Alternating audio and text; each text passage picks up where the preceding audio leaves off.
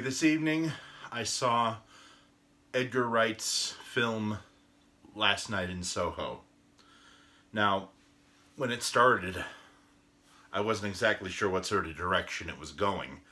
Right away, I felt a lot of feminist undertones, and I wasn't sure if that's the direction the movie was going or not, because it does definitely start off as kind of a slow burn. And eventually, the movie introduces all these elements. Actually, it starts off doing that sort of thing very early. So it sort of does it on a metaphorical level, I guess, where they introduce the concept of like ghosts and everything, ghosts of the past, that sort of thing. The movie is about this art student, Ellie. I forgot who the actress is. She goes to art school in North London, and everybody's telling her the same thing, that London is a terrible place, that London is a lot to take in. And it's funny because it seems kind of like an over-exaggeration. Like, how can that many people have that bad of an experience in London and have this many people still live there? Because there's a lot of people living in London. But that's besides the point. Point being is there's all these interesting undertones going on because Ellie soon starts to see these visions. One night she has this dream of this gorgeous blonde who goes into this nightclub and is introduced to the 12th Doctor, Matt Smith. And it starts off pretty, how can I say it, pretty benign. And then, shortly after that, she starts having, the dreams start becoming visions, and eventually she can't tell vision from reality. And that starts to be a problem, obviously. And then, as a viewer, I felt the same thing that poor Ellie was feeling. I was feeling disoriented. I was wondering what was going on the whole time. I was wondering, is this poor girl having a mental breakdown or something?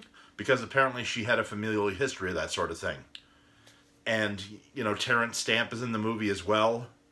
And I really got to give this movie credit, or whoever edited the trailer credit, because they do really great misdirects. And you have no idea what's going to happen. And here's something else I feel, especially when it comes to mysteries, suspense in the movies. You can think about a movie critically without allowing yourself to wonder what's going to happen next. Because I hear so many people who watch a movie saying, oh, this was so predictable. Don't try to predict what's going to happen next. Just let the movie kind of take you there. The movie is taking you on a journey.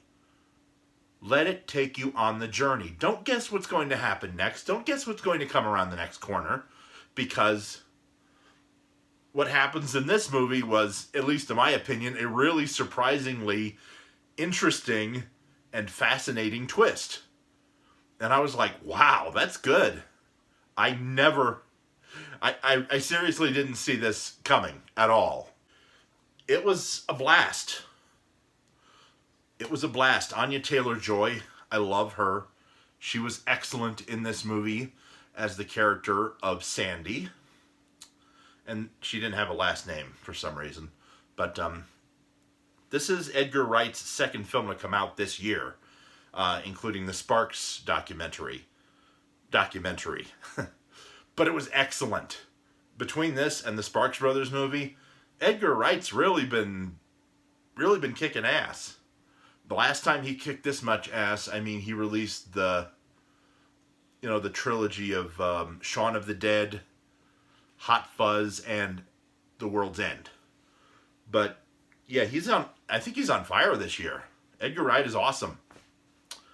So I highly recommend Last Night in Soho. It's very suspenseful, very dark. There's definitely violence, but I don't know if I'd go so far as to say blood and gore. well, gore. No gore, but there's definitely blood. I had a lot of fun watching it. It was excellent. And I'm not going to give spoilers, obviously. I also saw trailers for a movie about the Venus sisters, you know, Serena and Venus Williams. And it was called King Richard? And I was like, why are they calling it King Richard?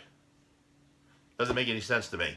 And then, of course, I saw another trailer for House of Gucci with the song Heart of Glass by Blondie, which is kind of really appropriate, I guess, if they're going for what I think they are. But it features Adam Driver. But I really like Adam Driver. You know, people will really get on that poor guy's case for his performance in the Star Wars sequel trilogy. You know what? I don't think anyone had a problem with his performance in the Star Wars sequel trilogy. I think everyone loved him. But yeah, Adam Driver, that man, fantastic. I basically feel about him the same way John Oliver does. So, yeah, if you want something different, interesting, fascinating, thrilling, compelling, go watch Last Night in Soho. It's now playing. I think it was only a little over 2 hours. And it stars Anya Taylor-Joy. Like I said, I forgot what the other actress's name was. I'm really, really sorry. Terrence Stamp, Diana Rigg, Matt Smith, among others. So, yeah, I strongly suggest checking it out. Next week, The Eternals.